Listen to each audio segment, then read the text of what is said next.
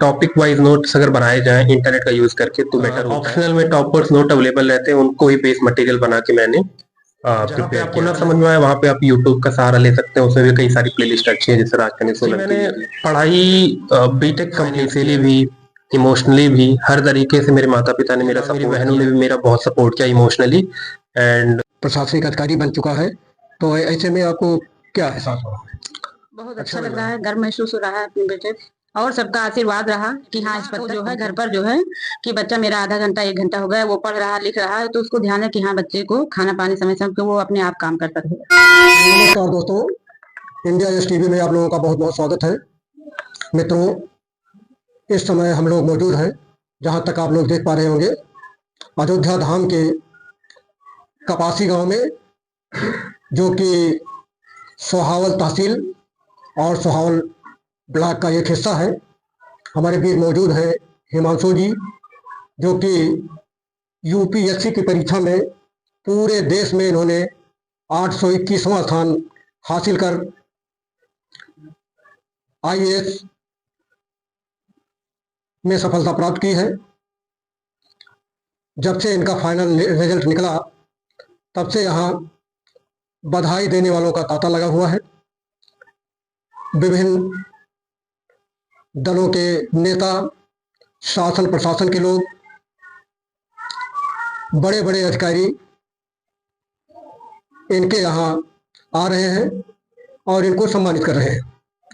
इस बीच अभी आइए हम हिमांशु जी से आप लोगों की बात कराते हैं और इनसे ये जानने का प्रयास करते हैं कि इन्होंने ये मुकाम कैसे हासिल किया, इसके लिए इनको क्या क्या करना पड़ा और ये देश के युवाओं को क्या नसीहत देना चाहते हैं, क्या प्रेरणा देना चाहते हैं। आइए हमारे साथ बने रहिए। हाँ हिमांशु जी, हमारे चैनल में आपका बहुत बहुत स्वागत है।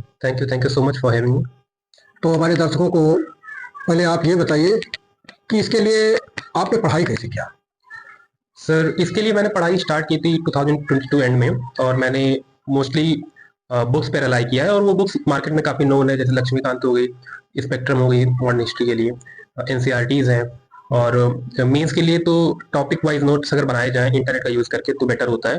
और ऑप्शनल में टॉपर्स नोट अवेलेबल रहते हैं, उनको ही बेस मटेरियल बना के मैंने प्रिपेयर किया था। लगमा तिवारी जी का वो बेस मटेरियल था। और जहाँ पे आपको ना समझ में आए वहाँ पे आप यूट्यूब का सहारा ले सकते हैं। उसमें भी कई सारी प्लेलिस्ट अच्छी है, जैसे राजकनी सोलंकी जी की, मुनाल पटेल सर की, और भी मल्टीपल कई सारे चैनल्स हैं, अच्छे चैनल्स हैं, तो यूट्यूब पे फॉलो किए जा सकते हैं। और विशेष कठिनाई में बच्चे कोचिंग्स का भी सहारा ले सकते हैं, तो डिपेंड करता है इंडिविजुअल नीड पर।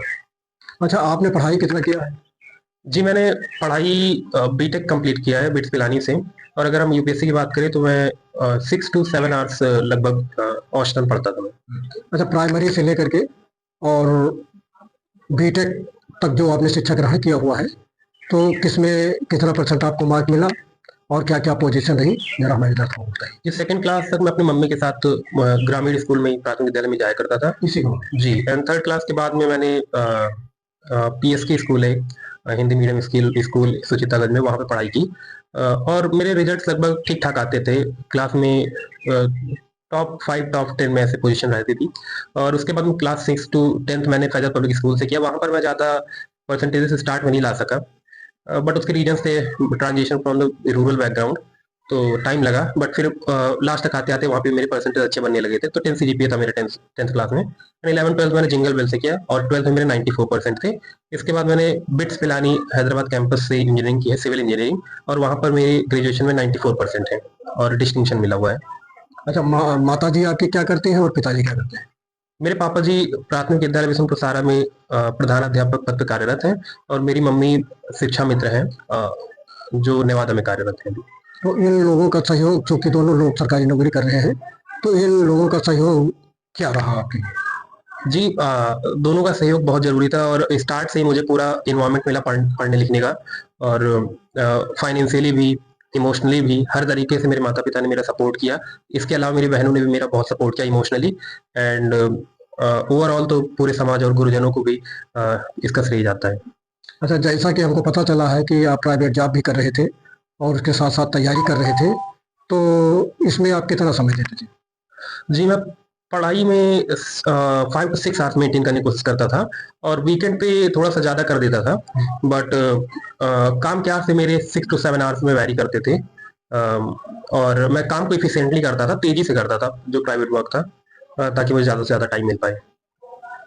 अच्छा, आप इतना मध्यम वर्ग से आते हैं, ना तो आप बहुत बड़े परिवार से हैं, ना बहुत ही छोटे परिवार से हैं।